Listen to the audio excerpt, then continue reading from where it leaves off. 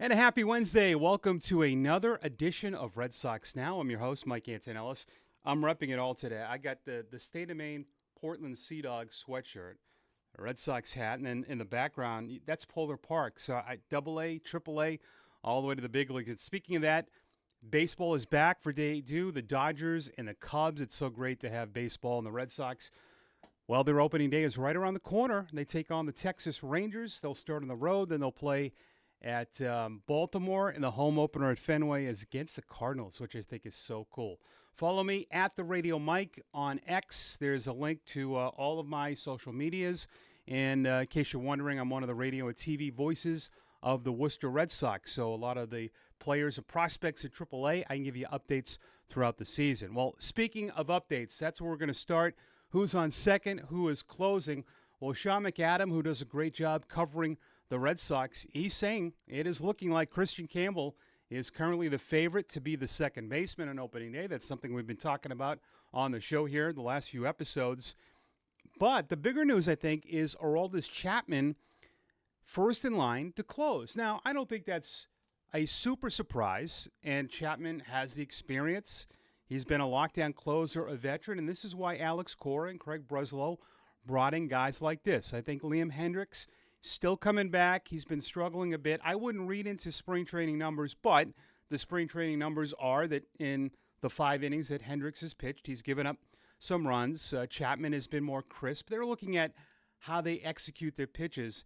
I don't think this is as big a deal as it will probably be made out to be. I mean, Chapman, Hendricks, and even Justin Slayton and Whitlock, I mean, you could look at all 4 of those guys as closers, but you've got the experience of Chapman, and his stuff has been really good. Campbell, by the way, he's got on base 6 of his last 8 games. He's got a couple of doubles. Remember, he homered in that breakout game. And I mentioned this on episode 4, the defense. If the defense was not there from Christian Campbell, I don't think this would happen. Playing a high-level second base, offense will come. This guy barely played in AAA in 24, but as we creep closer, and I said this in episode 4, he's playing with the big boys, and he's in that what looked like the opening day lineup. So I think it was kind of a cinch that he was going to be that second baseman. Exciting stuff we'll know pretty soon. So if you were wondering, and Alex Cora confirmed this because of the game against the Yankees in spring training where Tristan Casas has now played against lefties a lot. Well, I mean, he's an everyday player. I don't think this is a surprise at all. They faced a couple of aces in Chris Sale, a former Red Sox pitcher, and Max Fried, and Casas has been in that starting lineup. And it's not a coincidence. Alex Cora, the quote, he will play. He's going to play against lefties and righties. We're not going to platoon at first base. I think that makes a lot of sense. Now, Romy Gonzalez, by the way, who probably will get some starts at first base and maybe spell Casas once in a while, he's banged up a bit, so we'll see what happens roster move-wise. Ref Snyder can also play there as well. But I'm not surprised. Cora, I think, wanted to come out and tell people because I think some writers were asking. But it does not surprise me at all that Tristan Casas is going to play every day. I mean, that's what you've built him up to be, the potential of him. You know, he's also someone that I think is going under the radar as well because he was hurt last year, a potential 30, 35 home run guy. Really is. But not surprising at all. I think his defense, he's worked on that a lot during spring training, and that's something they really want him to get better.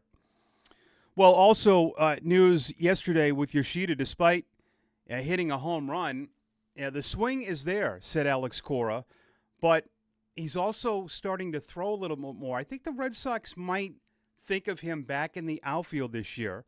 He's currently throwing from just 100 feet as he comes back from right shoulder surgery. So I think they don't want to have any more restrictions on Yoshida. I mean, they really kind of pigeonholed him into just the DH. And I think that really hurt the Red Sox for trade value. If you look at it from another team's perspective, I think the Red Sox wanted a potential team to pick up a lot of the salary. But to do that, it's just the DH. So the other team's saying, well, we haven't seen him in the outfield in a couple of years. Maybe this year the Red Sox will give Yoshida more starts in the outfield. Could be tough with Duran, Rafaela, and Abreu, and, of course, Roman Anthony knocking on the door. But Yoshida is likely going to start the year on the injured list, which I think is obvious what's going to happen right now. Rafael Devers is expected, despite both shoulders sore, he's going to open the season as the DH. So that was the spot that people were saying, if Yoshida's healthy, what's going to happen? Because he's not really a bench guy, left-handed hitter, and he doesn't play outfield. If he was a switch hitter, it's more valuable. That's the one thing when you look at bench players now in this era of baseball. You don't want someone that's a one-trick pony. And what I mean by that, you got to be able to play other positions. I think Brock Holt kind of broke the mold years ago when they started playing him all over the place.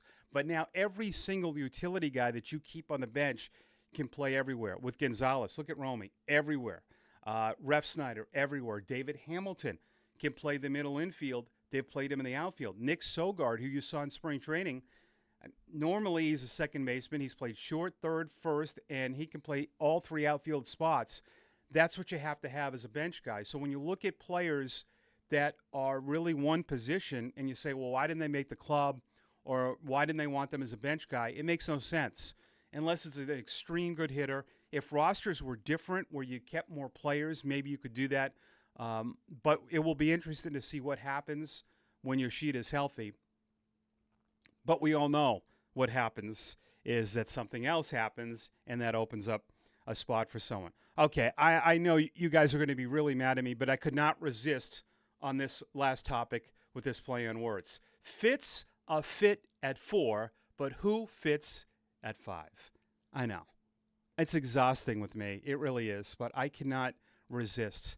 So Richard Fitz has been outstanding. I've really liked him since I saw him in Worcester in 2024, and he has been lights out.